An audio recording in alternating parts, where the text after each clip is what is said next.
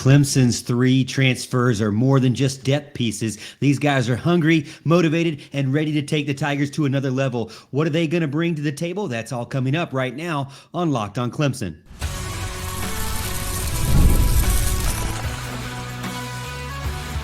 You are Locked on Clemson, your daily podcast on the Clemson Tigers.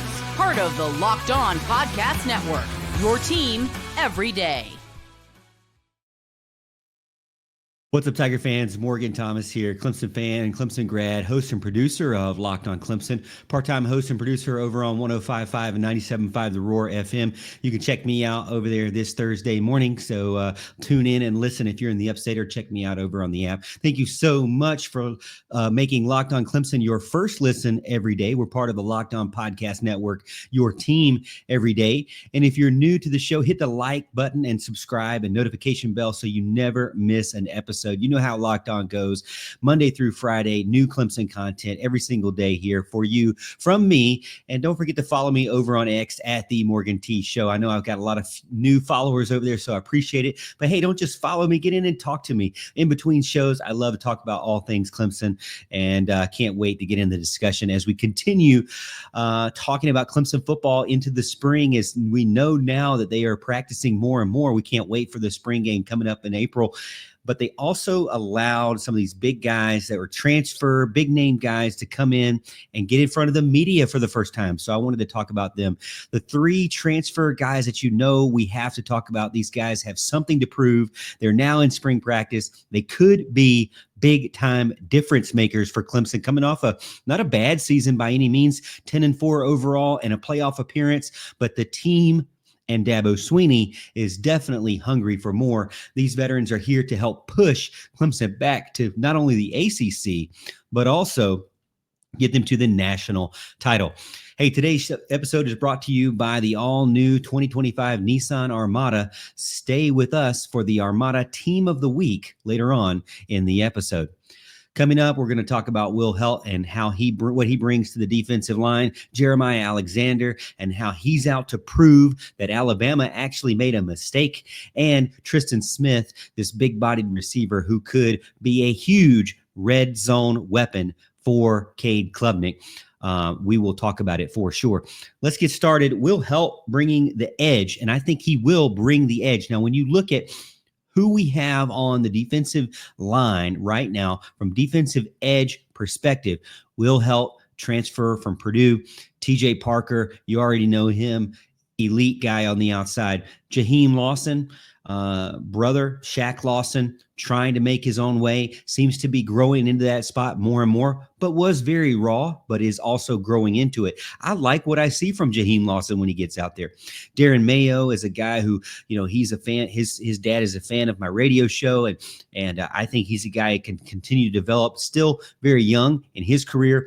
Kay Denoff and Zaire Patterson, 2 guys that, you can count on to go out there, but are they struggling to stop the run when they are out there? Yes, they are. And is it because of size? They are kind of a little bit of a mix of a linebacker, outside linebacker type body with a defensive end need. And so they're kind of missing that there. And maybe that hurt Clemson in 2024. So I know that Dabo Swinney looked at the roster and said, hey, not only did they lose Hoffler to the transfer portal, but they had to go out and figure out how they could shore up some of this bleeding on the defensive line from the run game perspective. And I think enter in Will Heldt, the edge, the guy that can bring the edge to Clemson's needs. 6'6", 260 edge rusher, transferred from Purdue. This guy plays with absolute relentless energy and is exactly, in my opinion, what Clemson needed. And it was a shock to see him come to Clemson. And I think he was even shocked as well that Clemson was interested. He said, quote, I wanted to win. I knew that there were a lot of guys coming back for this Clemson team. The defensive line is a solid unit, has a great culture fit. Everything was so cohesive and together here. I think I can plug in right in. And that's great news starting out from a guy who just got entered into the media day and spoke in front of the guys. And I think that this is a guy who obviously really likes what he's dealing with Clemson here in the spring. I think not only he's a cultural fit, but I also think he's a roster fit as well. When you look at without his name in there, I mean, this guy was a top player for Purdue in 2024. When you look at him, you had TJ Parker. You really had a strong one side of the ball, not a very strong depth, but a kind of a weaker other side of the ball. So like the right side with TJ Parker was more dependable than the left side with Cade Denoff or Zaire Patterson. So I think if you put Will Heldt opposite of TJ Parker, that's my assumption that it's going to be really, really good. And Heldt is not just here for a fresh start. Now I got to tell you, they only won one game last year. So, I mean, he hopefully will get a very big fresh start going into the 2025 season. And after the 2025 season, hopefully figure out what it's like to win 10 or more games in a college football season. But at Purdue, he had 10 tackles for loss, 5 sacks, even a scoop and score touchdown against Illinois. But again, just not very good last season. They only won one game, and he wants to get more victories under his belt. He said the reason why he's here is to compete for national championships. And I think that's a good choice for him. I mean, he had other teams out there. He had Texas A&M. He had LSU. I'm sure he had a lot of people offering him a good amount of money. But I think it was pretty cool to see Clemson be able to compete and show, hey, it kind of put the national media on notice, like, hey, Clemson is definitely invested in the transfer portal and getting the best and what they need out of the transfer portal. And Dabo Swinney mentioned it this week that he's never been against the transfer portal. And, you know, I can say on my side, I haven't always believed that when he says that, but he hasn't been against the transfer portal. He just hasn't, had opportunities from the roster and from, the retention that they've been able to get and the high level of recruiting. He hasn't had a significant ability to bring in guys. Now, I will say, me being a roster management junkie, I agree.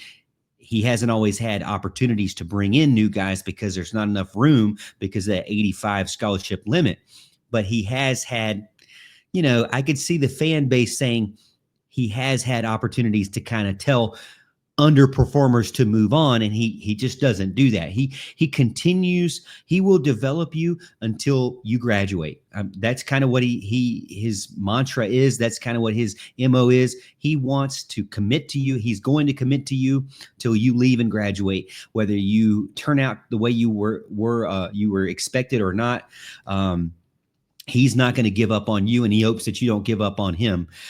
So there's some good to that. I think that really in the long term helps show that Dabo Swinney cares about his players. He cares about life after football, and really kind of shows the level of commitment you're going to get from the coaching staff all the way at the very top. But on the other side, you really don't get rid of those underperformers as fast as maybe some of the fan base would like. Now, his work ethic, Will Heldt's work ethic is exactly what Clemson likes, and he's got this big-time motor. He chases down plays. He's got great size, great speed. I looked at his birthday. Oh, my goodness. I graduated high school when this dude was born, which really wants to make me feel old, right? But when asked about his level of play right now in the spring practice compared to the intensity at Purdue, which, is going through a lot of changes there, he said the biggest difference is the pace. The practices are more ramped up. They're more intense. There's a lot more urgency. They're moving the ball quickly. They're moving around quickly, and they're getting after every single play. And I think that shows great with Tom Allen. I don't know if that would have been the same statement that he would have had with Wes Goodwin, to be honest with you. But the best part about this whole story that he came out on the podium and talked about to the media was that when he was at Purdue, he saw Clemson pop up on his phone.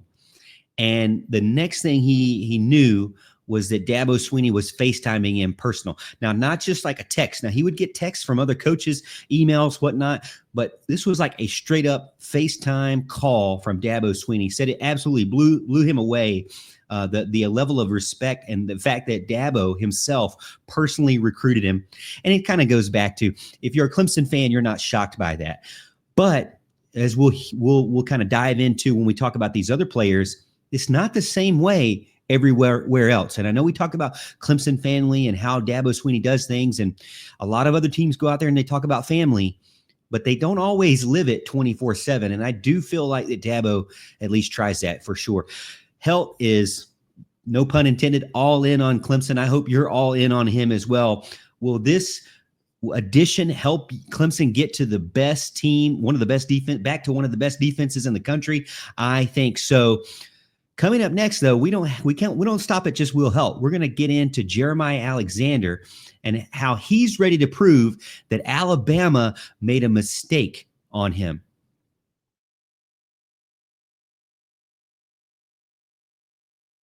The Armada Team of the Week is brought to you by our friends over at Nissan and the all-new 2025 Nissan Armada.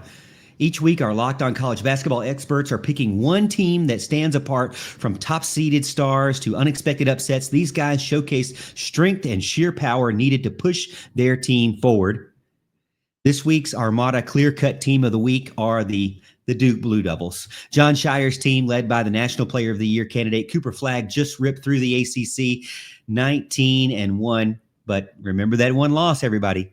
The Blue Devils were plus 343 points in ACC games, the largest point differential by a power conference team in the league since playing Kentucky since the league play in Kentucky in 1953 and 54. When it comes to the Nissan Armada, they say go forth and conquer, and that's exactly what the Duke Blue Devils have done here.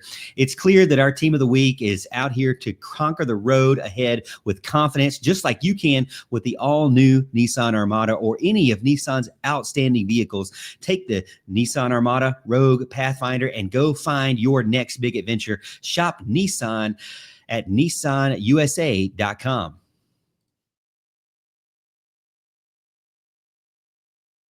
I don't know if they're really going to like that I had to throw in there. I had to throw in there the team of the week. They do have one loss.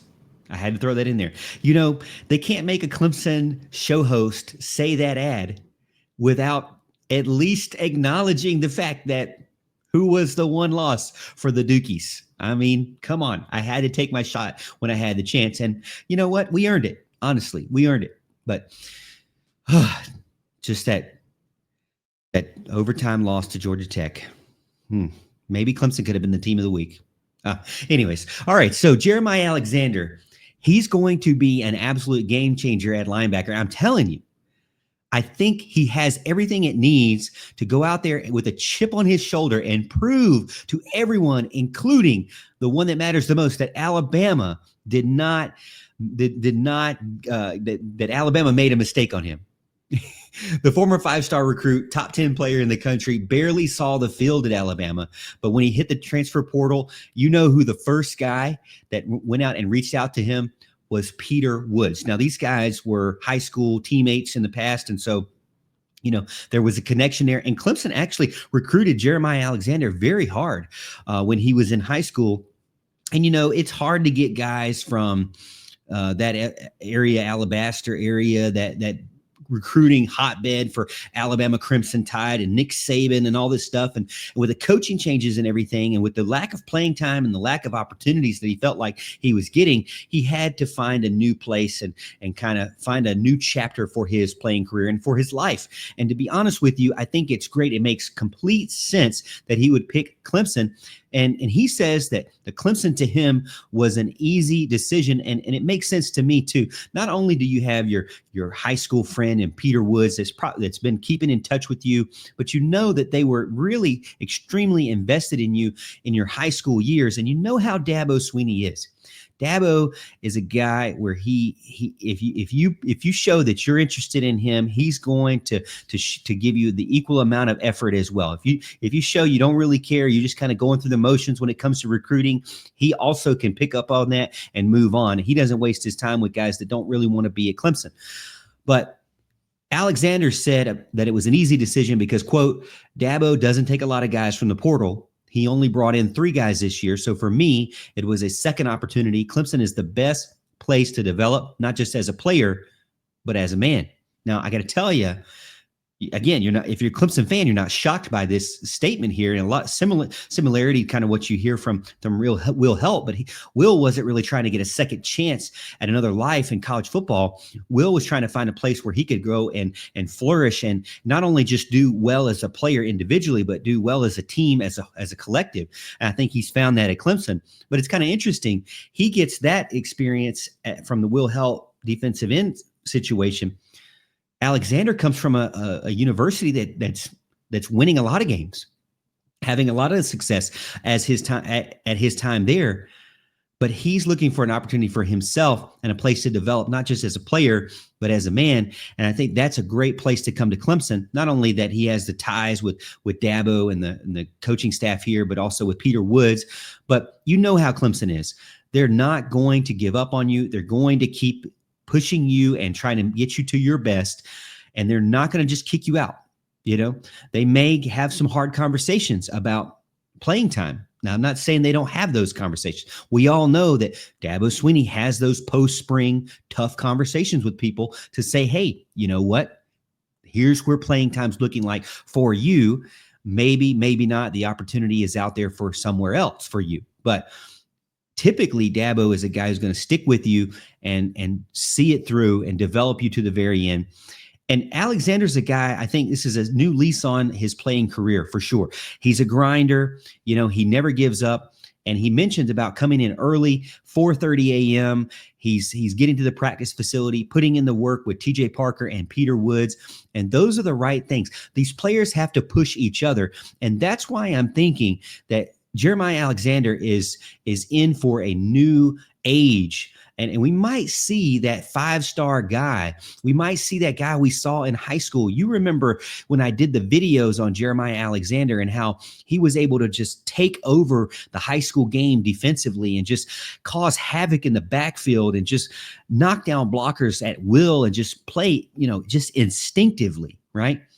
Now, there's a huge jump when you go from high school to college. I get that. And I'm not saying that that's not the case for sure. But when you get around guys that you know care about you, that you know you have a relationship with, that you know are playing at a high level themselves, and you also get around a coach, not just a brand new coach that is obviously a very successful and coming in to change things at Alabama like Kalen DeBoer, but when you get around a coach like Dabo Swinney, who's been at his He's not worried about his position at Clemson. I mean, the guy is a legend. He's going to be in the Hall of Fame. He's going to be in the Ring of Honor. We know Dabo Swinney is the best coach Clemson has ever had. So he's kind of moving. He started at Alabama in that Nick Saban era, and he's kind of moving to the next best thing. I mean, who else better out there than maybe Kirby Smart or Ryan Day? Those would be the only other ones as far as like caliber of head coach that could even hold a candle to Dabo Swinney right now. So I think that this ability to get there and get under Dabo's leadership, get under Tom Allen, and get under Ben Boulware and get around other guys that can go out there and really help motivate him and push him. And he's got that hunger. You know, you don't just wake up and get to the practice facility at 4:30 if you're going through the motions. And that's exactly what Clemson needs in the linebacker room. You look at the linebackers that Clemson has right now, Wade Woodaz, Kobe McLeod, Jamal Anderson, D. Creighton, Sammy Brown, Drew Woodaz, Kuba Taylor, Logan Anderson. There's a lot of guys that you have a lot of question marks around. And Alexander is also a guy that you have a lot of question marks around. But I got to tell you, the potential is there, and we've seen it in his high school years. If he can unlock that with this new staff that he has, with the breath of fresh air, with being around Peter Woods and TJ Parker and some guys that he's developed relationships with, and he can get injected into Tom Allen's defensive system that is really built for players like him. In my opinion, Tom Allen's defense, they want to play fast. They want to play aggressive. They want to stop the run. And Alexander is a piece to that is going to absolutely help. His physicality at linebacker is top notch. He's going to bring it. He's going to bring it every single practice as we're seeing. And I believe that we're going to see that transition to the football field. He's versatile as well. He can play off the ball as a linebacker. He can pass rush. He can hit the edge. I mean, he could even be in a guy in the 3 technique on the edge if they need to and rotate out, because he's kind of a bigger guy. And that's what's good about getting transfer portal guys. And I think maybe Dabo Swinney is seeing that a little bit better. You can't always replace lost players, experienced and veteran lost players, with unexperienced green freshmen. You know, even though they're good rated guys, or you've checked them out in the camps, you can't replace, you know, experience with freshmen every single time. You've got to be able, and it's not just that. It's not just experience like mental. and just like life happening to you, but it's being in the playbook, being in the facilities and building your muscle mass in the weight room as well. I believe this is a big time addition, not only with Will Heldt, but with Jeremiah Alexander. The defense, 2 spots that could really help improve your rush defense. They added to that, and they continue to bring back the guys from last season. So you got to be excited about what you see on paper from this defensive unit for sure. All right, we can't always just show all the love to the defense because we always do, that's for sure. But coming up next, we're going to talk about Tristan Smith and how he is the red zone weapon that Clemson needs and needed last season. Attention, Locked On Clemson fans. Ever wished you could directly support your favorite Clemson athletes and be a part of their journey? Now you can with Roy, the NIL app that puts fans in control. Before Roy, NIL deals were often handled behind closed doors, and fans like you and I didn't have a clear way of directly supporting the players that we love. Now, with Roy, we can make a real impact and feel closer to the athletes that represent Clemson. By using Roy, we get to choose the player we want to support, decide how much we want to contribute to them, and get exclusive content straight from the athletes that we back. And the best part, you're going to love this. I mean, really, you're going to love this. If a player on your team transfers, you get your money back. It's a risk-free way to show your support and make your voice heard for your school. Support your favorite players directly and help shape the future of Clemson sports. Download the Roy app today from the App Store and start backing Clemson athletes the way they deserve, with transparency, trust, and real impact. This is the future of college sports. Join it now by downloading Roy and supporting your favorite players.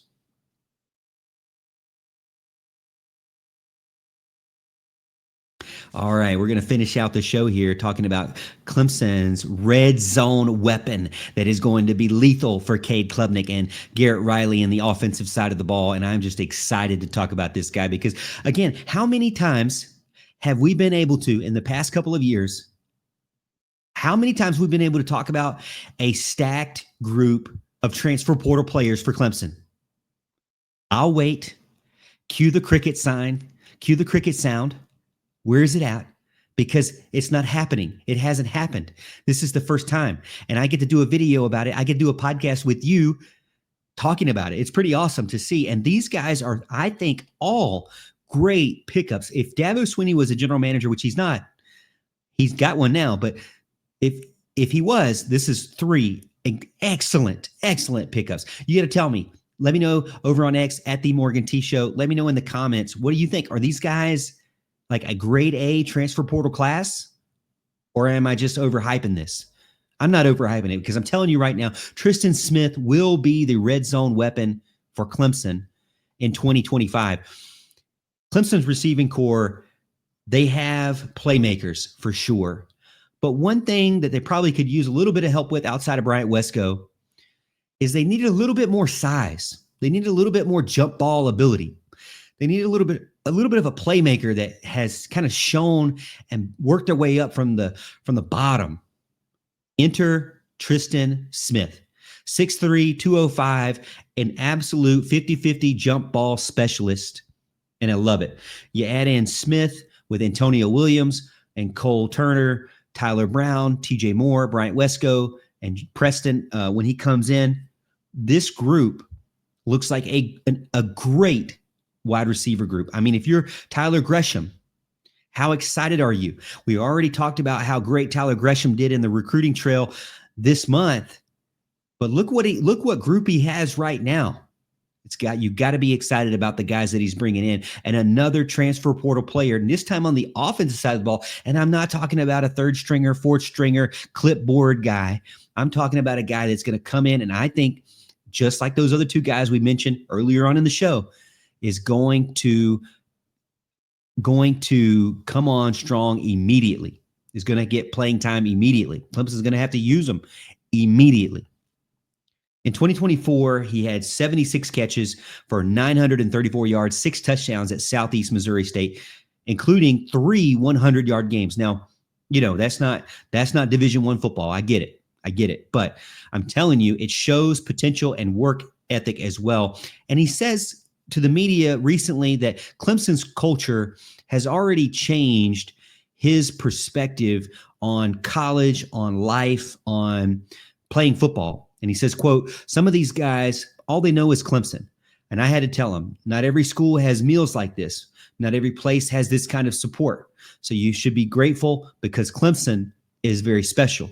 And I got to tell you, me being a student there, me being a lifelong fan, also me being in the media and listening to Dabo Swinney over and over and over, sometimes you can kind of get cold or turned off by what Clemson is all about because that's all you ever know. That's all you ever see. And you can kind of take it for granted over the years. And not just from the players' perspective, but from the coaching and the staff perspective, but also from the media perspective. You know, when you're constantly in there, I remember as a fan, and I'll say from a fan perspective as well, because did you not, you can tell me, you can be honest here, this is a safe space. Did you not maybe, just maybe, when they were blowing out all these teams, say, I kind of wish they'd have more competitive games, you know, when they were going on those streaks of blowing out every team and going to the national championship. Now, it was fun, don't get me wrong. But you know what's funny is the radio and people calling in was most popular and most call-ins when the team wasn't doing good, when the team was struggling, when the team was going through growing pains. There was most people calling in. When they were doing great and they were beating teams by 40 points, nobody called in. Nobody had anything to talk about. And so you kind of get immune to success and you kind of get a little complacent. I think not just from a fan perspective and a media reporting perspective, but from a staff and a player perspective as well. And it's good to get guys in there. You know, we always talk about you worry, what are these transfer portal guys going to do to your culture? Well, from this statement alone, I'm telling you right now, that perspective and life that has happened to Tristan Smith is going to improve the locker room. It's not going to make it worse. It's going to make it better. These guys, even though they didn't get recruited by Clemson immediately, they have a hunger and a fire. And even though they this is their opportunity, this is their chance. This is the kind of culture that you want. This is what makes you be best is the standard. Best is the standard falls apart when you lose that, when you get complacent, when you get used to winning. Now, you don't want to get used to winning to where you take it for granted. You want to get used to winning to where you continue that standard. But once that kind of falls off, we see what happens. You don't like it. It's not good. And you have to do a reset. And sometimes you have to bring in guys. Now, I agree with Dabo Swinney. There's no need to bring in 15, 20 guys from the transfer portal. If you're doing that and you're like Florida State, that's probably the opposite of what you should be doing, to be honest. But he's got the right perspective for sure, Tristan Smith. He also has started a strong connection with Cade Klubnik already. He said, quote, we're out there throwing in spring, before spring practice even started, learning the playbook, figuring out where he could put the ball for me so I could go up and get it.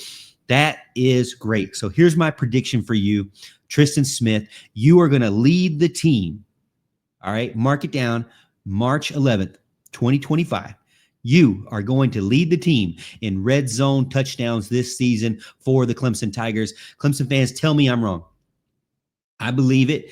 I think you've got two guys on defense that are going to make instant impacts over there. Now, how much playing time they get, we will see, but I think they're going to make an impact whether they get a ton of playing time or not, because these guys are guys that you desperately needed in positions of need.